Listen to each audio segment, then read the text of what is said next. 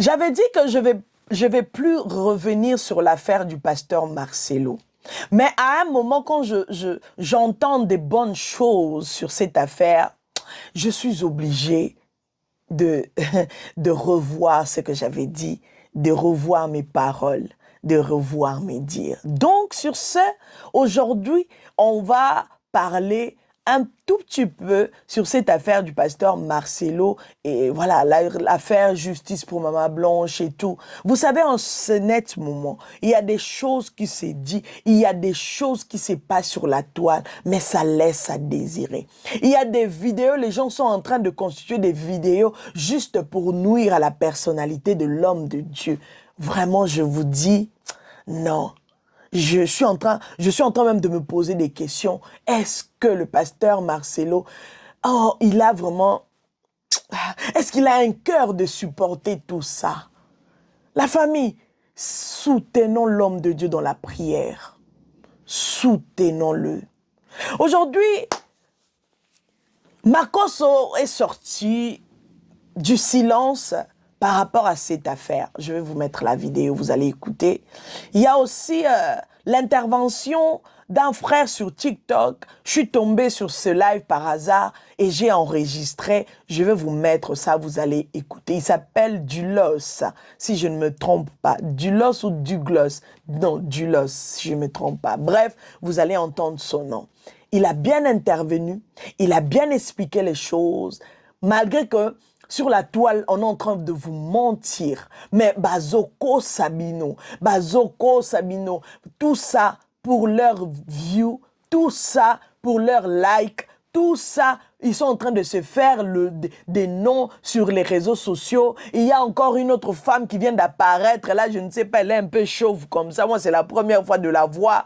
Elle-même, elle est en train de dire que c'est la première fois que je puisse parler de cette affaire. Donc, elle aussi, elle vient d'atterrir sur l'affaire. Donc, c'est-à-dire qu'elle recommence l'analyse à zéro. Elle-même, elle ne comprend même pas, elle ne maîtrise même pas. Mais l'histoire juste de faire asseoir les gens dans le live. La famille, je vous mets les vidéos. Prenez votre temps d'écouter. Prenez votre temps d'entendre ce que...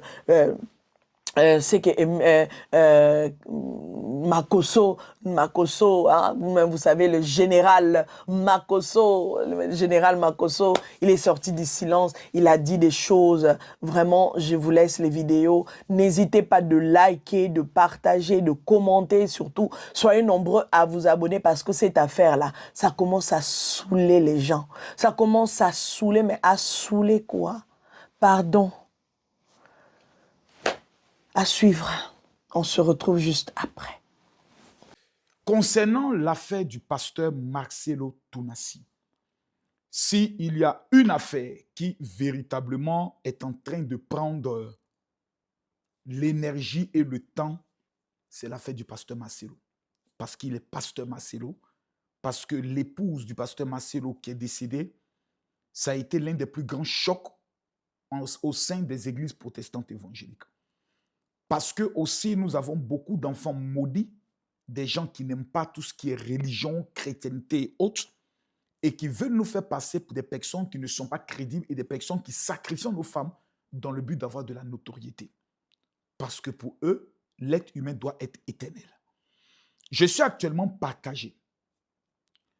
Est-ce que j'en parle, j'organise mes panels que j'organisais avant pour en parler, ou est-ce que je me tais de peur que certaines personnes qui veulent descendre le pasteur Marcelo, dont j'estime et je crois qu'il est l'un des meilleurs serviteurs de Dieu de notre génération, viennent le descendre avec des arguments et autres. Je suis un peu partagé parce que je connais le volume, comment je pourrais le dire, de mes prises de position, de mes interventions, etc., etc. Et du poids de responsabilité que je porte et du niveau d'influence que j'ai. Donc, je suis partagé et je suis en train de réfléchir. Tout compte fait. Ce que je constate dans cette affaire, je constate qu'il a bel et bien eu lieu mensonge. Mensonge qui n'est pas considéré sur le plan spirituel comme un mensonge, mais comme un élément de sagesse. Vous savez que lorsque Moïse est allé voir Pharaon, il lui a dit, Dieu me dit de venir te dire, laisse mon peuple aller faire des sacrifices dans le désert et ensuite ils reviendront en Égypte. Nous savions pertinemment que l'Éternel n'avait pas dit cela et que c'est Moïse qui a menti parce qu'il sait très bien que le peuple ne reviendra pas. Lorsque Abraham dit à Pharaon, ce n'est pas ma femme, c'est ma sœur, on sait très bien qu'il a menti, c'est sa femme. Mais par mesure de sagesse, il fallait qu'il le dise pour préserver quelque chose. Je suis aujourd'hui entièrement convaincu, malgré que je n'ai pas d'indice, je n'ai pas de confession, je suis entièrement convaincu que l'épouse du pasteur Marcelo est allée faire un BBL. Je suis convaincu de cela. C'est mal passé. Ici, il trouve qu'on ne sait plus maintenant comment expliquer au niveau de l'église pour éviter un scandale et autres. Et c'est à partir de là que le pasteur Marcelo s'est mélangé, pour moi, les pédales. Et le départ a été tellement brusque. Je suis entièrement convaincu que le pasteur Marcelo, quand je regarde mon analyse, était un homme qui s'était peut-être opposé. Ah non, vous savez, peut-être nos femmes, souvent aussi congolaises, nos mamans bantous, nos mamans, par exemple, non, je ne veux pas que tu ailles faire cette opération. Non, moi, je vais faire cette opération parce que vous, les hommes, vous regardez trop les petites filles de l'église. Les petites filles, quand elles viennent maintenant, c'est toi qui regardes. Moi, j'ai toujours me fait bien et autres. Et souvent, c'est lié à des amitiés, à des personnes que nous avons auprès de nous, des femmes qui sont dans l'église, qui souvent donnent ce genre de conseils aux pasteurs. Moi, j'ai été marié pendant 19 ans et je sais souvent l'influence que ma femme pouvait recevoir de l'extérieur, dont elle avait cette capacité de dire souvent non. Voilà. Non, ma femme, ce n'était pas une femme qui aimait trop l'esthétique et autres. Mais vous savez, à un instant donné, tes amies femmes qui sont autour de toi peuvent te dire ton mari a les moyens, il faut aller refaire tes seins pour que quand les gens te regardent, ils savent que tu n'es pas n'importe qui. Et souvent, entre femmes de pasteur, il y a souvent cette concurrence au niveau de la beauté.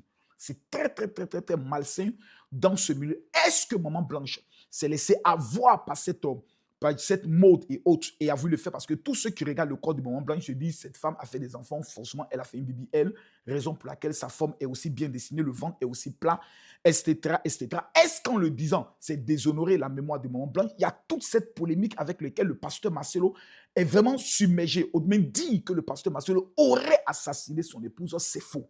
Et vous le savez que c'est faux. Et vous le sentez que c'est faux. Est-ce qu'il s'est mélangé dans ses explications? Oui, ça peut arriver. Est-ce qu'il a perdu la mémoire? Je ne suis pas médecin pour pouvoir le définir et autres. Mais tout compte fait, là nous sommes en face d'une famille qui réclame, je pourrais le dire, une partie de l'héritage en ce qui concerne le fils, c'est légitime, etc., etc. Mais sans oublier aussi qu'il y a des enfants. La femme, quand elle est partie, elle a laissé des enfants. Si la famille veut utiliser l'héritage de leur fille, c'est leur droit. Mais moi, Camille Makosso, je n'irai jamais mener une bataille pour récupérer l'héritage de ma soeur Lolo Bouté quand je sais qu'elle a laissé des enfants, parce que l'héritage de façon complète appartient aux enfants.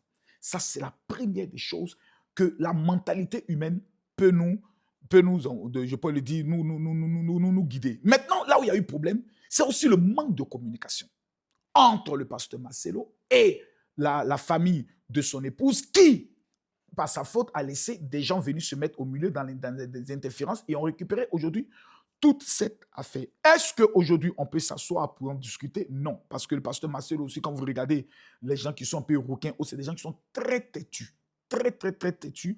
Et donc, moi, je ne me vois pas engager des panels ou des directs sur cette affaire pour ne pas encore envenimer les choses. Je crois en l'innocence du pasteur Marcelo. J'estime que le pasteur Marcelo veut continuer de préserver, protéger l'image de son épouse pour ne pas qu'à la conclusion puisse dire non, elle est allée faire un BBL. Il ne veut pas le faire, même s'il était contre. Aujourd'hui, quand vous regardez le visage du pasteur Marcelo, regardez bien son visage.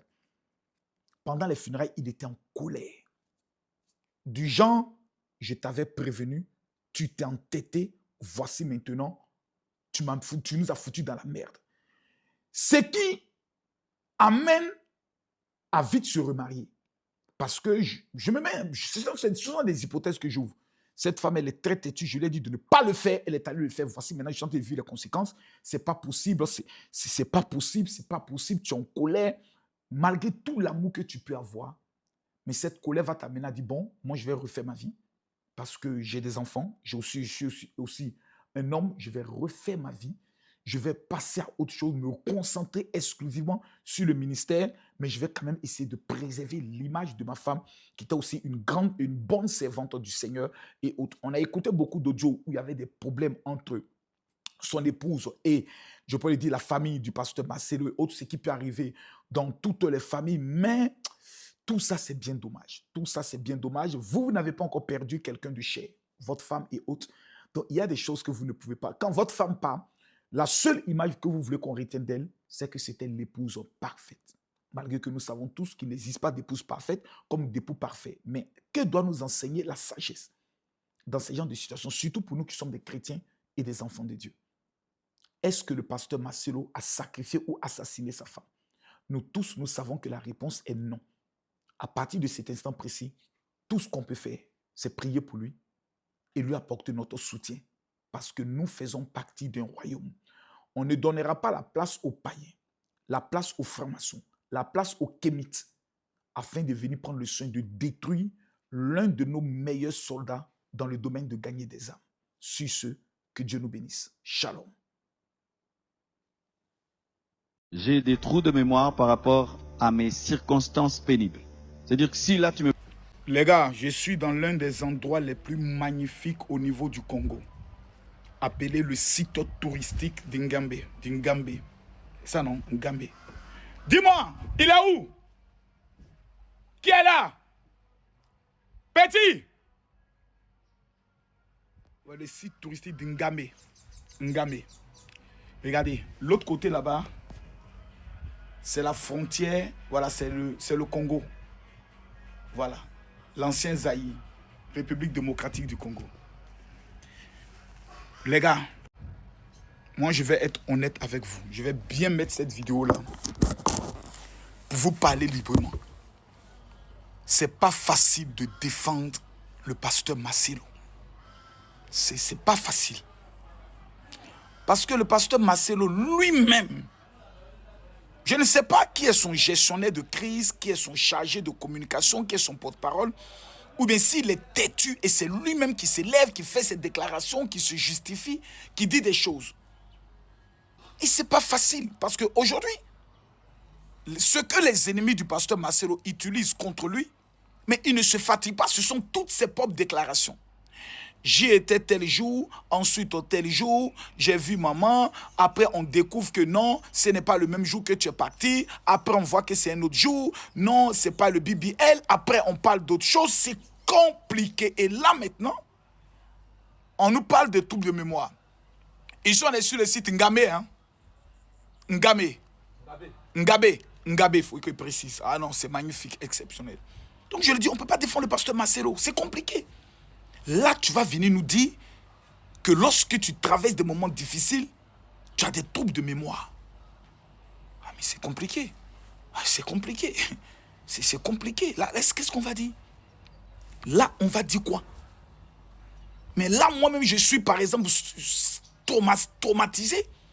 Parce que pour nous, dès les premières heures qui avons pris bec et ongle la défense du pasteur, lorsque quelqu'un nous ramène une telle vidéo, on est ridicule. Mais votre gars dit qu'il ne se rappelle plus de rien. On lui pose des questions, il dit que non, il ne se souvient plus. Ah, ça. Moi-même, le père de la marmaille, je suis dépassé même par le niveau. Je ne sais même pas quoi dire. Ce n'est pas une manière de le jeter à la vindicte populaire et autres, mais c'est pour lui dire, pasteur Marcelo, de grâce, taisez-vous. Non, ça, sincèrement, vous êtes un homme béni, vous êtes un homme de Dieu. Moi, je suis convaincu à 4000% que vous n'avez rien à voir dans le décès de votre femme. Je suis aujourd'hui convaincu à 1000% qu'elle était allée pour des raisons de beauté. Et il n'y a aucun verset biblique qui condamne cela. Sauf que vous avez déjà dit que ce n'est pas pour cette raison qu'elle est partie. Si vous revenez maintenant sur votre parole, on dira, mais finalement, pasteur, qu'est-ce qu'on va croire de vous? Et autres, ça, je peux le comprendre. Mais taisez-vous. Sincèrement, taisez-vous. Je vous le conseille, taisez-vous. Parce que tout ce que vous dites est retenu contre vous. Donc, taisez-vous. Vous êtes un grand serviteur de Dieu. Vous faites un travail remarquable dans le cadre de l'œuvre du Seigneur. Vous avez l'appel de Dieu. Vous avez Dieu avec vous. Pardonnez, pasteur Marcelo, je vous en supplie. Taisez-vous. Prêchez Jésus à la chair. Ne parlez plus de vos problèmes de... Non, pardonnez, de grâce, taisez-vous. Taisez-vous. Vous êtes un piètre avocat de vous-même. Vous êtes nul en tant qu'avocat de vous-même. Moi, si j'étais votre adversaire, votre ennemi, et que dans cette affaire, je vous croyais coupable, mais pasteur Marcelo, je vous jure que je vous aurais crucifié sur la croix de Golgotha. Je vous aurais même détruit même. Parce que les éléments que vous êtes en train de dire, vous allez venir dire là, à l'instant, tu es en pleine crise là, qu'il y a des choses que vous ne vous rappelez pas. Mais quelqu'un va vous gifler dans les rues. Mais qui va vous dire, mais attends, tu te fous de notre gueule, les autres. C'est pour ça que je vous conseille de vous taire. Moi, je suis convaincu à 200%, à 1000%, que maman Blanche n'a pas été assassinée. Voilà, elle est allée faire une opération. Et c'est la raison de l'opération que personne ne veut évoquer. Est-ce que c'était un BBL? Et est-ce qu'elle a déjà fait un BBL? Moi, je suis convaincu aujourd'hui à 1000% que la réponse est oui. Mais l'Église, dans son fondamental, ne peut pas venir reconnaître cela parce que ça va devenir encore un autre scandale. Donc, le pasteur Marcelo est en train de se perdre dans tous les sens pour vouloir protéger cette image de non, ma femme n'a pas fait le BBL. Moi, voici ce que je conclus de cette histoire. Mais au fur et à mesure qu'il s'explique, au fur et à mesure il s'enfonce, au fur et à mesure il donne des armes à ses ennemis, au fur et à mesure les gens sont confus, mais tout le monde reconnaît que c'est un homme de Dieu. Donc, pasteur Marcelo, en conclusion, je vous donne un conseil. Taisez-vous. Je ne veux pas dire fermez là parce que vous êtes un homme de Dieu qui avait le manteau de Dieu, mais de grâce, taisez-vous. Parce que tout ce que vous dites ne sert absolument qu'à vous enfoncer au fur et à mesure. Cette histoire, on n'en a parlé même plus. Tout le monde était concentré, tout le monde maintenant apprécie votre épouse qui est avec vous. Vraiment, on découvre que c'est une servante de Dieu remarquable. Vous vous taisez. Vous faites les procès comme elle a lieu de faire. Vous n'avez de justificatifs à donner à personne. Votre avocat ne donne rien. Les autres n'ont qu'à raconter ce qu'ils veulent. Vous restez focus et concentré sur l'œuvre de Dieu parce que vous êtes un piètre avocat de vous-même. Merci. D'abord, on n'a pas le temps ici avec tes Madame, on a l'impression que votre panel, eux, ils auront le droit de faire n'importe quoi. Non, ici, tout le monde a le droit de parler. Mais non, qui ne me laisse pas parler, alors tout j'ai été... Attends, tu as le droit de parler. Moi, je te connais mais pas. Mais pourquoi ils ouvrent leur micro pendant que tu parles? Apparemment, elles te connaissent. Moi, je ne te connais pas. Bon, maintenant, moi, j'aimerais bien que tu me montres le communiqué qui leur interdit de parler. Comme ça, je vais leur dire de ne plus dire ce genre de trucs sur mon panel. Parce qu'elles sont là avec moi depuis plus de 4 heures. Elles sont là. Alors, s'il y a un communiqué qui leur interdit de s'exprimer de la sorte, il faut me le sortir. C'est tout. Merci, madame. Madame, je crois que quand eux, ils étaient en train de parler, mon micro était fermé. Alors, ça serait idéal aussi pour les autres de le faire. Si vous n'êtes pas d'accord, après moi, quand je vais finir, vous allez faire vos motions réagir. On va fermer nos micros. Madame, je vous le dis ceci, madame. On ne peut pas laisser une personne dans le panel diffamer sur nous en notre présence. Oh là là, oh là là, oh là là. On ne peut pas le laisser diffamer sur nous en notre présence. Oh là là, je n'ai même pas... Nina, s'il vous plaît, excusez-moi, s'il vous plaît, soyons un peu indulgents. Et c'est ça aussi le respect, c'est d'accepter aussi d'écouter les autres, même s'ils vont raconter des conneries. Mais moi, je pense que l'idéal, c'est de laisser la personne s'exprimer et on prend note. Et après, on va le confronter par rapport à ses propres propos. C'est tout. Merci. Exactement. Alors, donc, on ne peut pas interdire quelqu'un de parler, on va l'écouter. Ce qui est sûr, tu ne parles, tu ne descends pas. Hein. Tu vas souffrir de nous écouter. Hein. Il n'y a pas de souci, madame. Okay. Merci.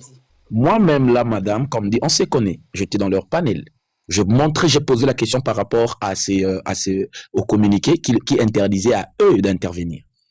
Ils savent ça, mais aujourd'hui je suis étonné, ils nient ça aujourd'hui, ils me demandent moi de sortir ça. Mais moi je vous enverrai simplement d'aller dans le compte de 243, dans le compte, je crois Niaou l'a fait aussi, Margot.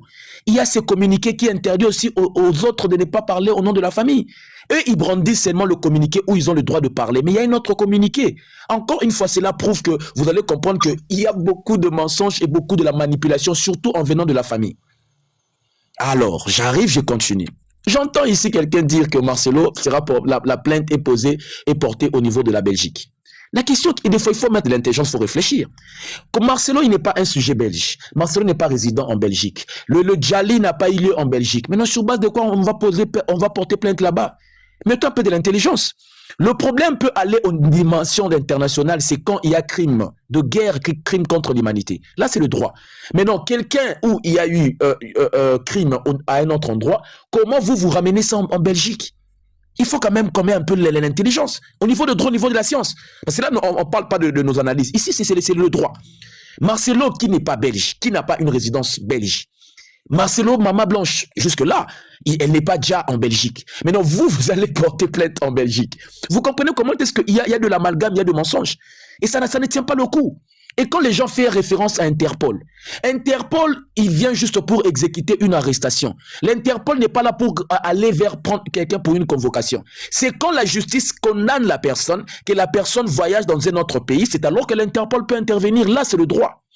Et encore deuxième de chose, on dit que Marcelo, on doit l'interdire de sortir. Marcelo, on doit arracher son passeport. Encore une fois, restons sur le plan droit, sur le plan de la loi logique. Comment on peut prendre quelqu'un, on peut interdire quelqu'un de sortir pour un procès qui est d'abord et qui avait commencé au niveau des civils. On peut que interdire quelqu'un de sortir, quelqu'un qui a, où on sait qu'il peut fuir, quelqu'un qui peut prendre une autre destination, et quelqu'un qui a commis un forfait au niveau pénal, en termes peut-être de tuerie, de vol, de tout ce qui va avec. Mais quelqu'un qui a falsifié un dossier, est-ce qu'on peut l'interdire pour retirer son passeport? Là, c'est le droit, c'est la science. Et encore là, déjà, c'est fini, mettons de côté. Maintenant, parlons encore sur le passeport de Maman Blanche. Cette question, maman, est résolue. Pour ceux qui prétendent entrer en contact avec la famille, j'entends Sylvie aujourd'hui, c'est à cause de Sylvie qu'on a porté la plainte. Ah bon, ce n'est plus la maman, ce n'est plus la famille Kandelo, c'est Sylvie. Ok, il n'y a pas de souci. Que ceux qui nous prétendent ici sur le panel, moi je parle avec la famille. Posez la question à la famille de vous dire où est le passeport. Comment ça s'est fait au Congo? Parce que peut-être vous ne maîtrisez pas. Je veux expliquer. Le passeport au Congo, la RDC, est un bien de l'État. Voilà pourquoi l'État, il peut décider de saisir ton passeport. L'État peut décider de retirer ton passeport. Il peut refuser même de renouveler. C'est un bien, c'est une propriété de l'État. Maintenant, qu'est-ce qui se passe? Quand quelqu'un meurt, surtout en étranger, on rapatrie le corps. Le passeport reste à la DGM. La DGM, c'est quoi? Direction générale de l'immigration. Voilà pourquoi vous allez comprendre que le sujet que certaines choses nous sommes en train de parler sur TikTok, ce n'est pas ce que la famille dit. La famille savent. Nous, ici, sur TikTok, on demande le passeport, mais la famille savent où se trouve le passeport.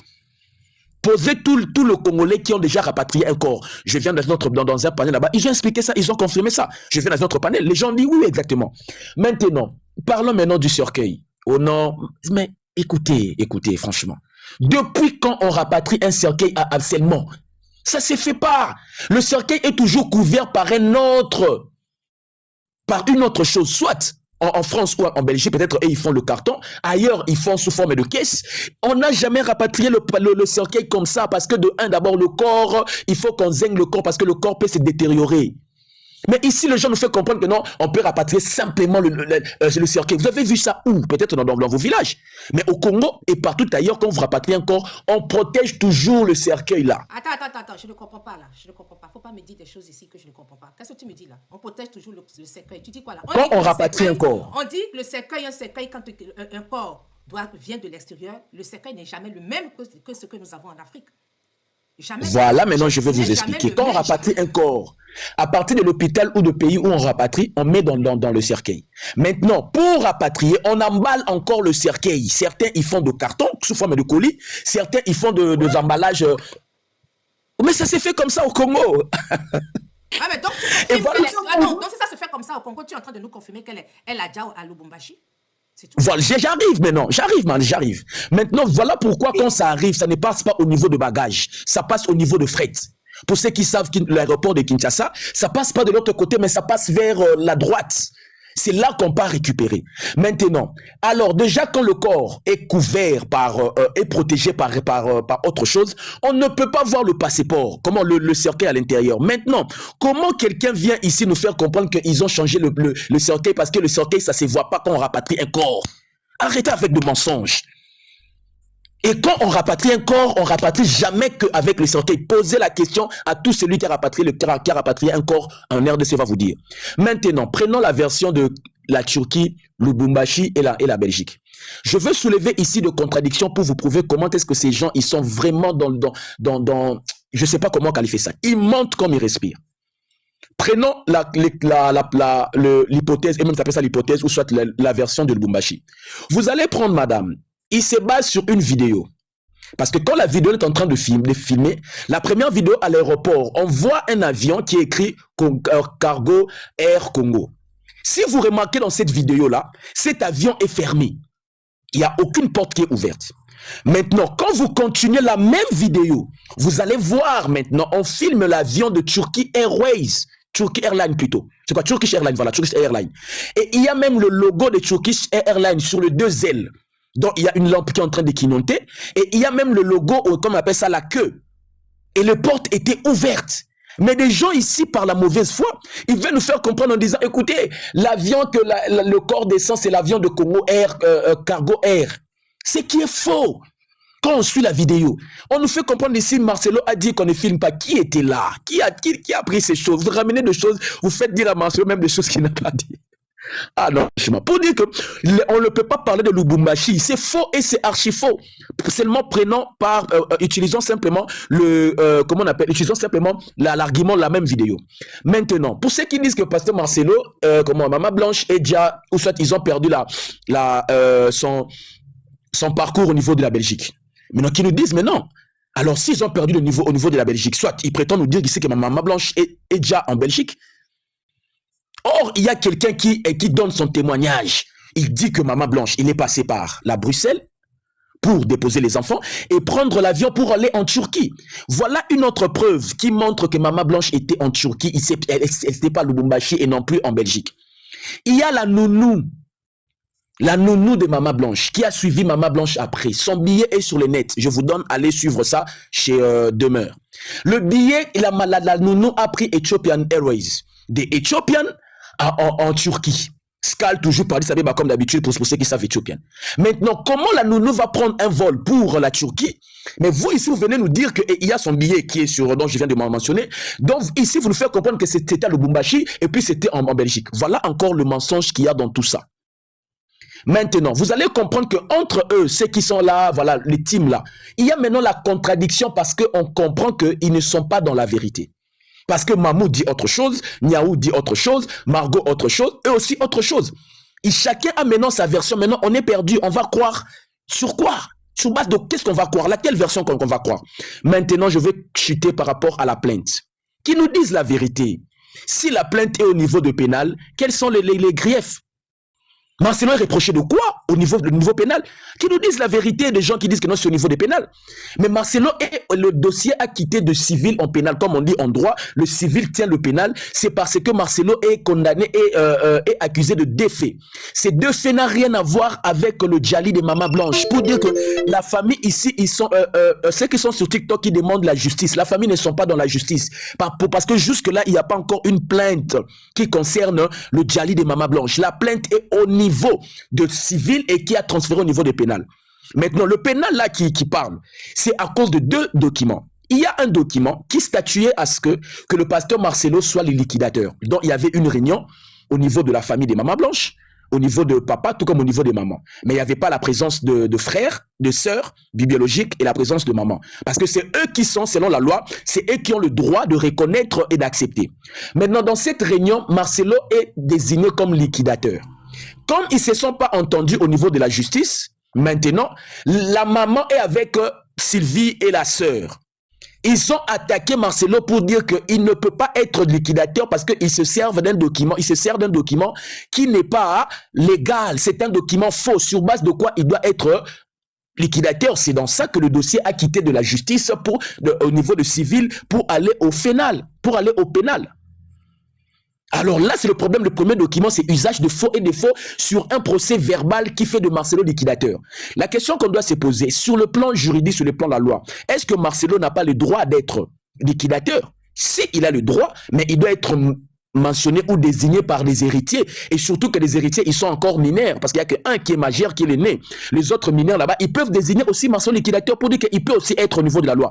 Et même, vous allez comprendre qu'aujourd'hui, Marcelo est en train de se battre pour ça. Marcelo, il veut être liquidateur, mais la famille ne veut pas qu'il soit liquidateur. C'est dans ça qu'il y a des embrouillements. Non, mais t'es sérieux là? Maintenant, le deuxième. Tu es sérieux dans ce que tu dis là? Tout à fait, madame.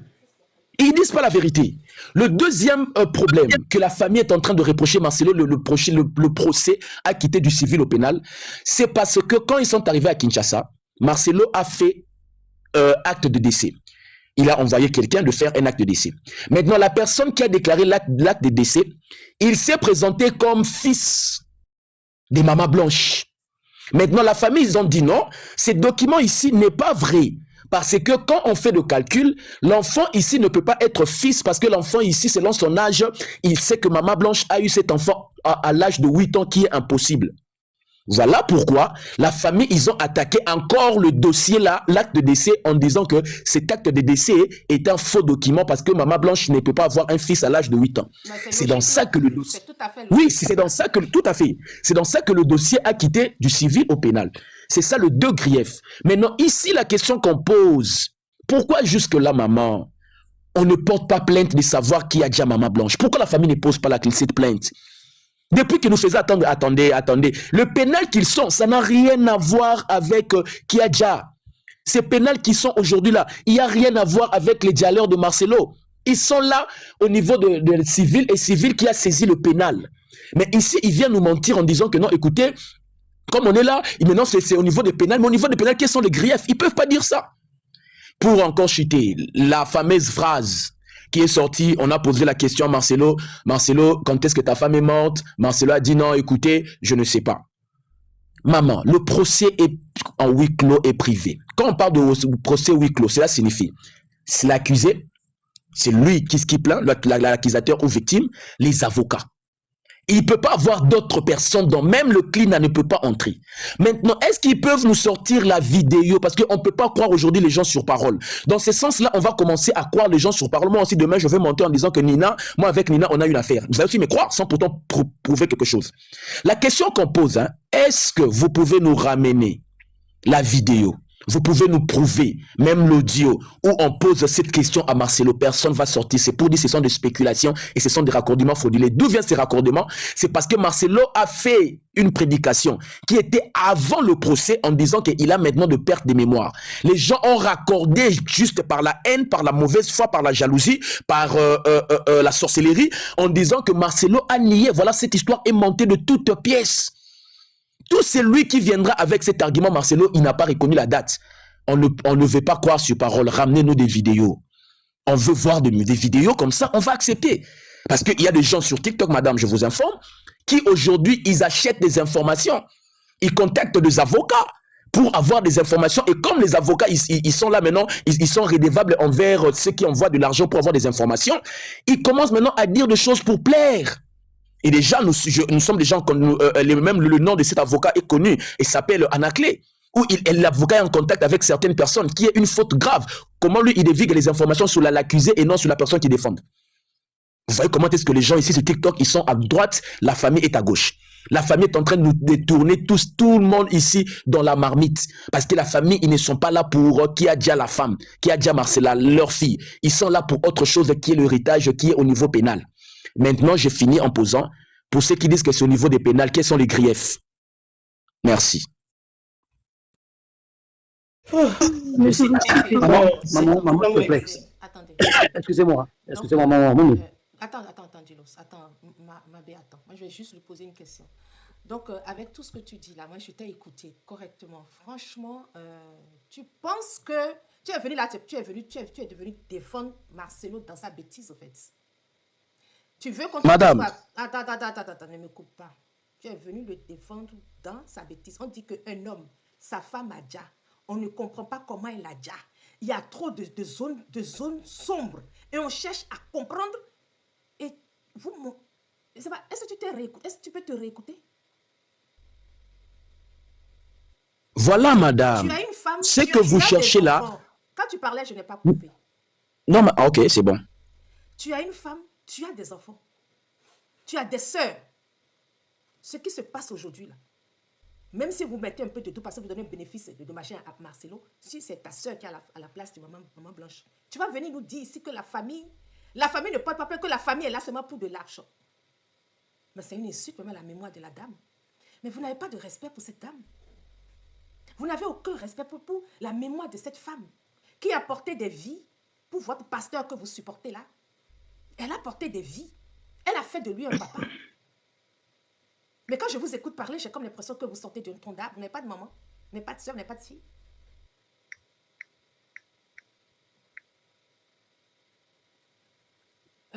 Mabé, tu voulais dire quelque chose avant que... Mais, en tout cas, je peux réagir, s'il vous plaît.